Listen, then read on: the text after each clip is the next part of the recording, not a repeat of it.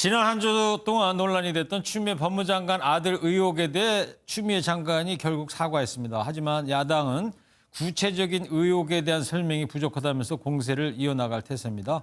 정치부 전조영 기자와 뉴스 추적하겠습니다. 정 기자, 네. 추미애 장관이 오늘 아들 의혹에 대해서 사과를 했어요. 절대 물러서지 않을 것으로 보였는데 오늘 유감 표명을 한 시점이 왜 그럴까요? 네, 아무래도 국회 일정을 고려한 행보로 풀이됩니다. 네. 국회에서는 내일부터 나흘간 대정부 질문이 진행되는데 추 장관은 내일과 마지막 날 두 차례 출석할 예정입니다. 네. 그리고 국방부 장관 후보자와 합참의장 후보 인사청문회도 이번 주에 진행되는데요. 여권 입장에서는 이번 국회에서 4차 추경안도 처리하고 인사청문회도 잘 마무리해야 합니다. 하지만 추 장관 아들 의혹이 계속되면서 여권 내부에서는 상당한 부담을 안았고 추 장관이 대정부 질문에서 유감 표명을 하지 않겠냐는 관측이 나왔었습니다. 네. 관련 발언 들어보겠습니다. 다음 주부터 아마 대정부 질문이 있거든요. 그럼 네. 아마 제가 보기에 모든 상임이나 모든 부처에 아마 질문이 아마 추미애 장관에 집중될 텐데 그럴 때 저는 아마 그런 표현 나올 수 있을 것 같아요. 결국 일주일 내내 여야 정치권의 추미애 대전을 앞두고 추 장관이 한 걸음 물러선 것으로 볼 수 있습니다. 그렇군요. 자, 이 추미애 장관의 오늘 유감 표명이 야당의 공세를 조금 누그러뜨릴 것 같습니까? 어떻게 보십니까? 네, 그 반대로 봐야 할 것 같습니다. 네, 국민의힘은 추 장관 입장문에 대해 곧바로 논평을 내놨는데요. 네. 배현진 원내대변인은 논평에서 내일 대정부 질문만 순탄히 넘겨보자며 대통령과 짜고 치는 가증의 눈물쇼라고 맹비난했습니다. 네, 추 장관의 입장문을 자세히 살펴보면 국민께 송구하다고 밝히기는 했지만 아들의 휴가 문제와 관련해서는 문제가 없고 검찰 수사에서 밝혀질 것이라고 강조했습니다. 이 같은 점 때문에 야당은 추 장관이 오히려 검찰 수사에 사실상 가이드라인을 제시한 것이라며 대정부 질문에서 공세를 늦추지 않겠다는 점을 분명히 했습니다. 네, 국민의힘은 대정부 질문 저격수로 율사 출신의 박형수 전주회 의원 등을 배치해 파상 공세를 예고하고 있습니다. 네, 그렇군요.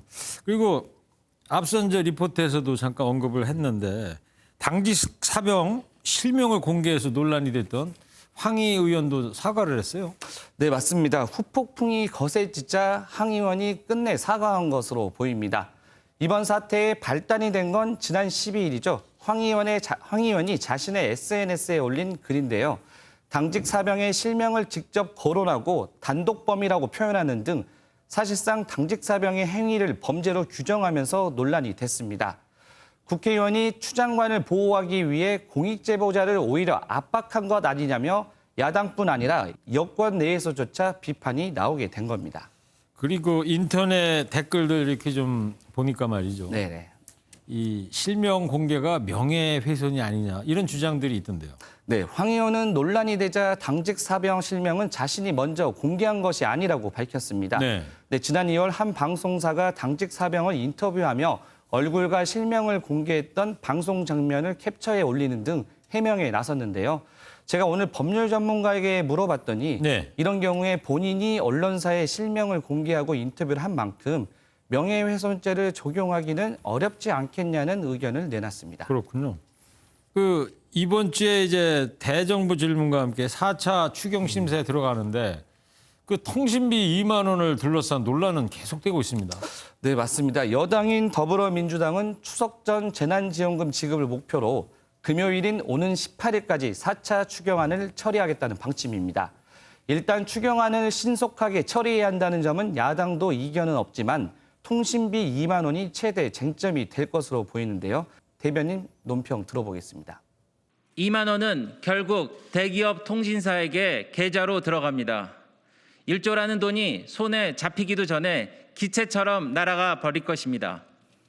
네, 여기에 이재명 경기지사는 물론 김경수 경남지사가 부정적인 입장을 밝히고 있다는 점도 이낙연 대표 입장에서는 큰 부담이 될 전망입니다. 네. 그리고 민주당 일각에서는 도대체 누구 아이디어냐라는 비판도 나오고 있는데 이미 문재인 대통령도 수용한 상황에서 묘안을 찾기가 만만치는 않을 것으로 보이는데요. 통신비를 일부 지원하고 다른 부분에 대한 지급을 늘리는 방식의 보완 가능성도 배제할 수 없다는 관측이 나오고 있습니다. 네, 그렇군요.